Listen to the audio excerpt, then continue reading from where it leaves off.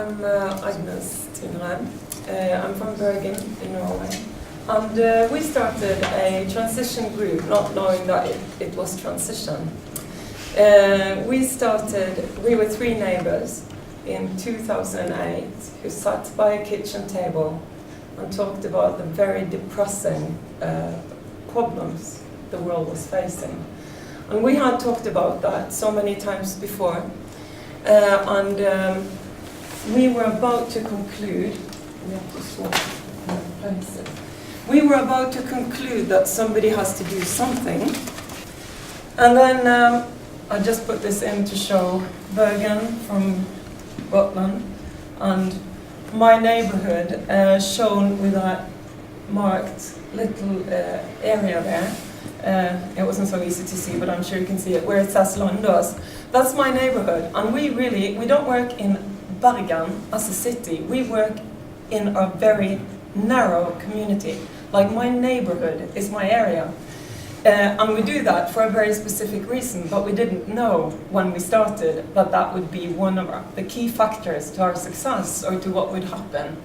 But we quite soon started to realize that if we had started Bærekraftig sustainable life in Bergen, we would have met the same 40 or 50 people each time who already had seen the light, who already knew where they were going or that they had to go somewhere.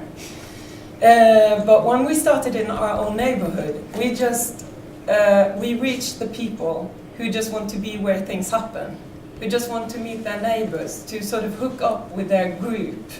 And so we play on totally different strings than we would do if we only talked about climate change, which we don't. But that was the starting point for us who started the whole thing.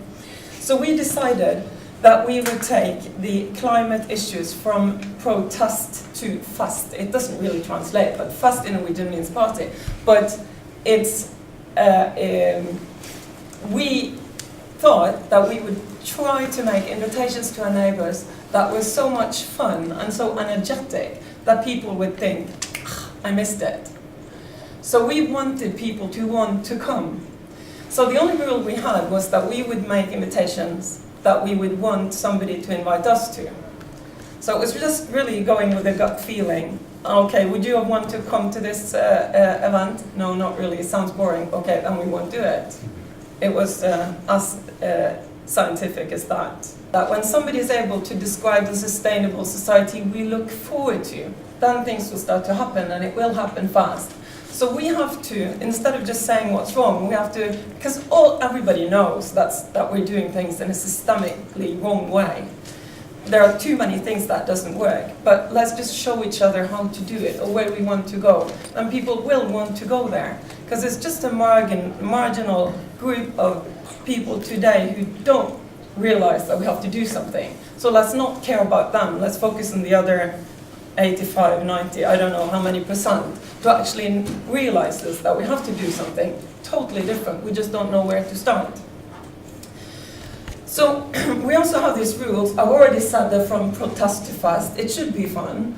We really believe that the forces that goes from action to attitude is much stronger and goes faster than working on changing your attitude and expecting action to happen. So we just say, okay, let's just get started. And then search outside the box. Don't look for the ordinary solutions. Try to be creative. Try to sort of look for things that is surprising in a way. That was also some of the frames for this work.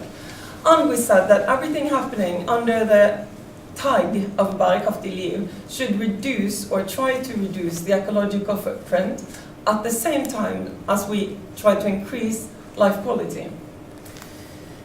And then what we've done is we've looked for solutions within these four areas mainly, trying to see how can we transport ourselves in smarter ways as a community. If we just look outside our own kitchen door, there are lots of people there, many of them going in the same direction as we are every day, but we just don't know about them. How can we do this in a smarter way?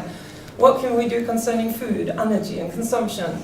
And what we've always said also is that a neighborhood is really to be looked upon as a small part of the world, where you can see all the global issues or problems manifesting on a small scale, but you also have all the solutions you need because you have all the skills, the worries, the energy, you have all different, the competence. You have the things you need or the people you need if you just manage to invite them to look for solutions locally.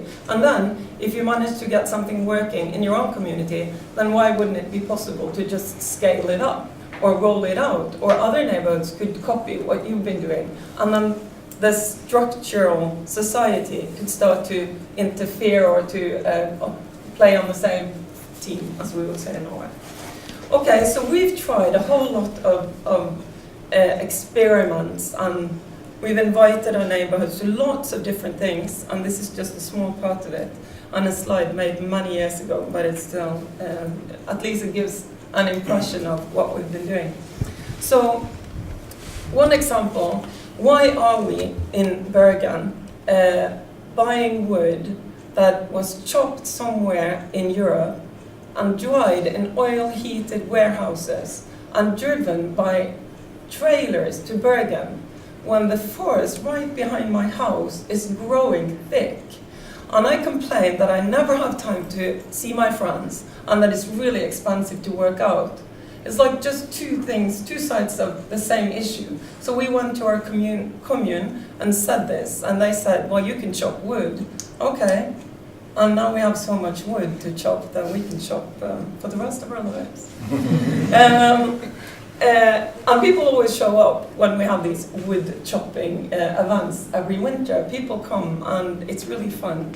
And then also we have an energy group who works on the level above that, saying, okay, we have several thousand square meters of sun-facing rooftops. What can we do with that? Most of the buildings that are already here will be here when Norway and Europe has a goal of being energy self-sufficient or neutral. How can we take our buildings, the existing buildings, towards that goal? What can we do that sort of we can do together? We work on transport issues down to the very local level of mending bikes. Lots of people come, children, young people, adults, who just, and some of them take out their bike for the first time in I don't know how many years, and then have a target or a goal of starting using it again and becoming a biker. And what we see is that when people do that first action of changing a habit just because the neighbors do it or because something, I don't know, when you do that, your mindset changes because you start to identify with a different group of people. Suddenly, my we is another we. Like, you we. All of a sudden I thought I was speaking no English, but it worked.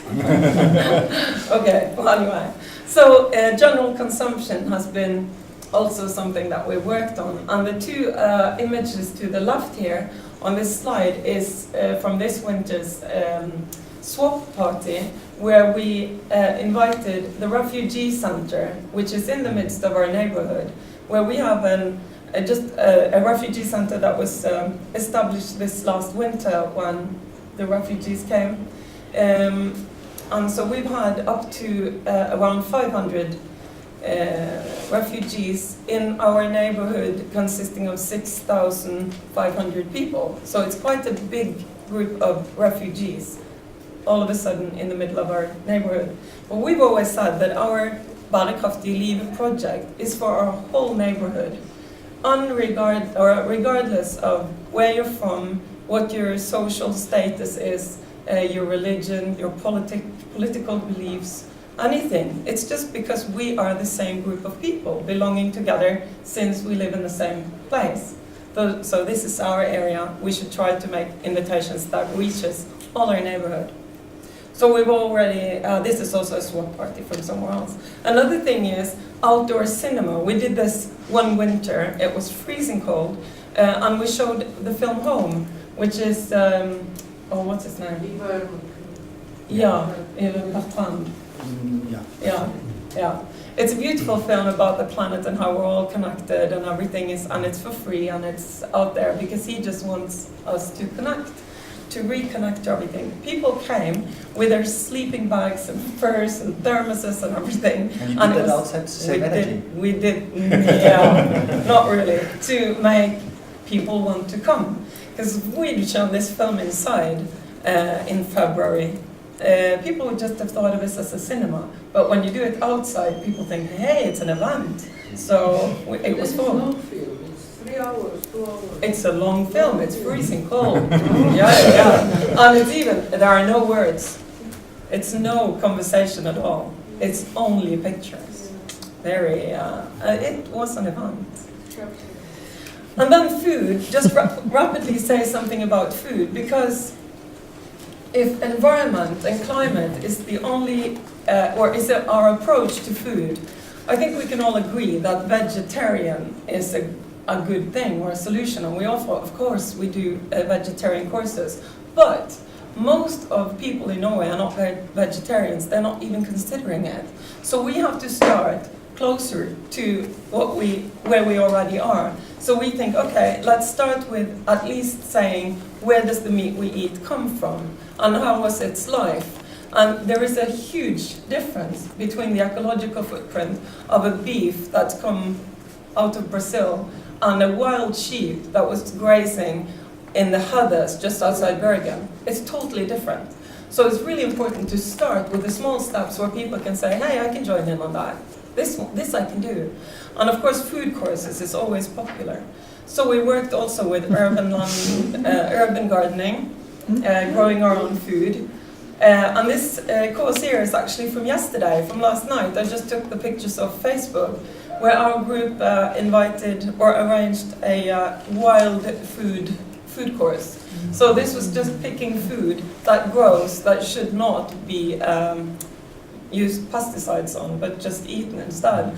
But this is a question of reskilling. We don't know this anymore. We've forgotten, as a community and society, we've forgotten the resources that just are around us. So we have to use that in a better way.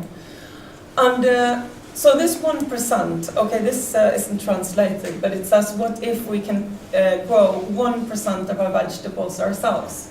And that 1% has become a symbol.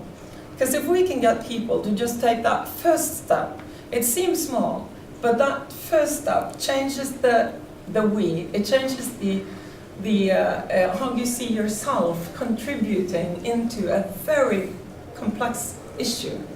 What's my role? Well, at least I'm trying to do something. I can look my children a little bit more in the eye and say, well, we are trying. It's just small, but we are on our way. So, yeah, it's a good thing. I know that my time is up. I just wanted to say that, I'll just skip this because we do think that we're working on. I just wanted to show you this as well, because when we had worked on a local level for a long time, and we saw that this way of working was spreading now to around 30 other local communities in Norway, working on in the same way. We saw that what we're actually doing is building society bottom up. So we try to sort of take some things down again, increase the local resilience, but also we want to play towards the bigger society. So we said, okay, how can we get hold of the food that's grown in our region? So we created a cooperative called Matkollektivet. We contacted the farmers, the local farmers. We made a web shop for local food. We were given a car, an electric car, of course, to get the food out to our customers. And what we really do is not selling food. What we really do is trying to stimulate some positive circles in our region to increase the resilience, to increase the food security, to keep knowledge about growing food, to secure a sound regional economy and to secure jobs and create new ones. It's a community project. It's just that it looks like a food selling shop, and it is, but it's more than that. And that's why we own it and do it. We belong to communities that we are invited to contribute to. And we really believe that, and we think that working this way, we're also working on revitalizing the democracy, because we invite people to step into the public area again, or arena, and say that I matter. what I do actually matters. So what problem would you like to be part of solving? That's often a very good place to start. Thank you.